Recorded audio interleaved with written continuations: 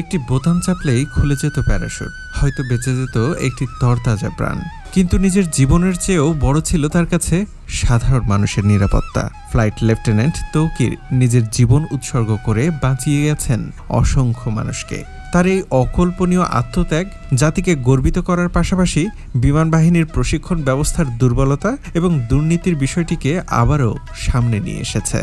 বিধ্বস্ত হওয়া F-7 BGI যুদ্ধ বিমানটির জরুরি নির্গমন ব্যবস্থা সক্রিয় থাকলেও ফ্লাইট লেফটেন্যান্ট তৌকির আসন ত্যাগ করেননি। শেষ মুহূর্ত পর্যন্ত তিনি চেষ্টা করে গেছেন বিমানটিকে জনবহুল এলাকা থেকে দূরে একটি ফাঁকা জায়গায় নিয়ে যেতে। তিনি জানতেন তার যুদ্ধ বিমানটি যদি কোনো লোকালয়ে আছড়ে পড়ত তাহলে ক্ষয়ক্ষতির পরিমাণ হয়তো আরও ভয়াবহ হতো।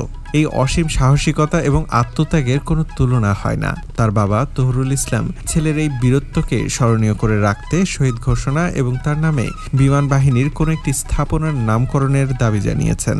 যে যুদ্ধ বিমানটি বিধ্বস্ত হয়েছে সেটি ছিল একটি পুরনো F-7 BGI মডেলের বিমান, যা আধুনিক যুগে অনেকটাই অচল বলে মনে করা হয়। অভিযোগ রয়েছে এই ধরনের বাতিল প্রায় বিমান দিয়েই এখনো পাইলটদের প্রশিক্ষণ চলছে, যার পেছনে দুর্নীতি একটি বড় কারণ।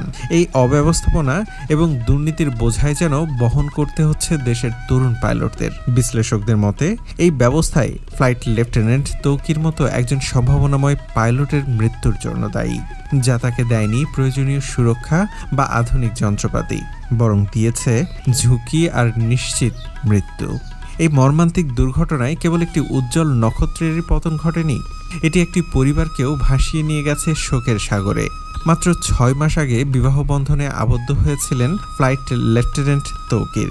চলতি বছরের ফেব্রুয়ারি মাসে তার বিয়ের আনুষ্ঠানিকতা সম্পন্ন হয়েছে।